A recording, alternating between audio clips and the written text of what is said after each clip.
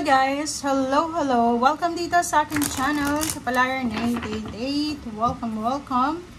Para to sa lahat ng mga Virgo, thank you for watching. Thank you for subscribing. Thank you for following. For commenting. Thank you Virgo.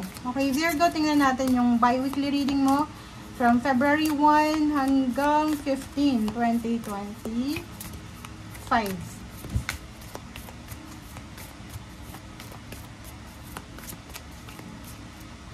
Okay. Virgo, accept heaven's help, friendship.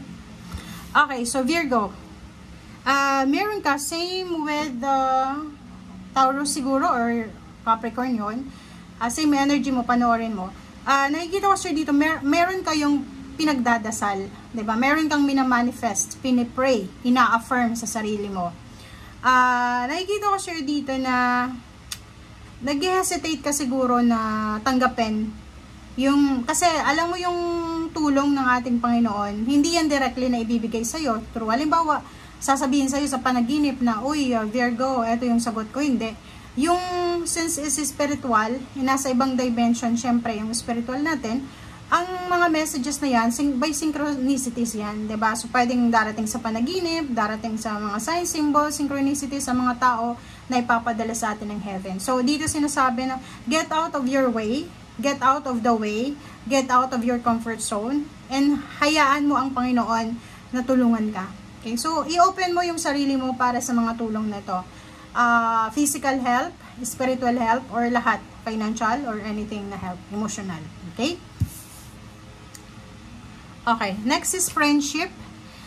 Dito sinasabi for the month of February, since it's Valentine's month. So, yung first 2 weeks of February is nasa circle siya, nasa loob siya ng Valentine's Day. So, sinasabi na if you're not married, you don't have a relationship, dito sinasabi na kailangan mong mag-spend time sa mga friends mo, or yun, di ba? Huwag mong sayangin yung youth mo para makapag saya, parang gano'n.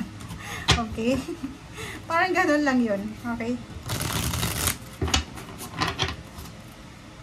Hindi naman yung Valentine's Day is for mga taong mayroon lang na karelasyon. Pwede din yun sa wala, single ka, may kaibigan ka, mag-date kayo ng kaibigan mo.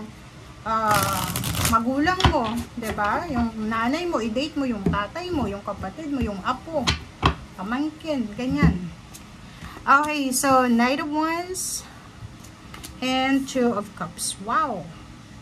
So, nakikita ko sir dito, Virgo, in a relationship na Virgo na may kalibin partner, may asawa. Nakikita ko sa inyo dito, may good news na parating sa inyong dalawa. Okay? Mayroong good news na mangyayari sa inyong dalawa.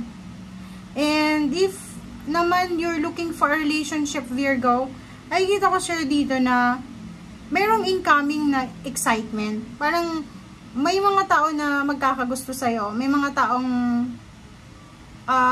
magpapapansin sa'yo. Parang ganun. Pero minsan yung iba, hindi mo masyadong maramdaman na nagpapapansin pala sila sa'yo. Okay. Wow! Ang ganda na ito, Virgo, oh. So, from February 1 hanggang 15, nakikita ko sa'yo dito na emotionally you are relaxed. Emotionally, you are at peace. Peaceful, harmonious. Diba? May pagkakataon ka para makapag-spend time sa relationship mo. Pwedeng sa asawa, boyfriend, girlfriend. Makapag-spend time sa family, sa friends. So, nakikita ko sa'yo dito, wala kang masyadong problema sa emosyon. Especially sa parents, siblings, parang loved ones, parang ganun. So, mayroon dyang rainbow. If ever mayroon kang mga issues tungkol sa iyong karelasyon, sa iyong kaibigan, sa iyong magulang, sa iyong kapatid, nakikita ko dito na maayos siya this first 2 weeks of February. Magician, it's miracle. Wow. So, sa usaping trabaho naman, Virgo, wow, you are super lucky. Naku, nakakaloka ka. Okay, so dito sinasabi na isang magical opportunities to. Isang magical opportunity para sa trabaho, career. So, posibleng isang unexpected offer ng career, unexpected na job offer, unexpected na, yun, encounter sa isang tao na pwedeng makatulong sa'yo sa loob ng trabaho, sa loob ng company, or mayroong mag-recommend sa'yo. Parang ganon. Referral ba? Okay, ang ganda. So, nakikita ko, sir, dito, may hinintay ka or may hinihintay kang 3 months na, 3 years ka nang hinihintay. Pwedeng yung iba, yung pagbubuntis, hindi mabuntis-buntis, 3 years na. Nasa long distance relationship, 3 years na or 3 months. And this February 1 to 15, nakikita ko na sobra-sobra kang magiging masaya. If you're having a kid or may children ka na, dito nakikita ko na mas magiging masaya yung anak mo dahil sa mga happenings, unexpected happenings na mangyayari sa'yo this first 15 days. Okay? Celebration, isang most awaited na celebration ang posibleng mangyayari sa 2 linggong ito. Or yung pinakang dito is yung February 14 talaga. So, February 14, 15, ganun yung celebration. Ang ganda. Okay. So, Ace of Wands. Sinasabi ng wala sa'yo dito, Virgo, na makakaramdam ka ng sobrang excitement, sobrang kilig, sobrang confidence, sobrang saya. Okay? At ang the Sun in Ace of Wands is a combination ng sobrang fiery. Di ba yung halimbawa na alam mo yung graduation mo bukas. Ganun yung pakiramdam.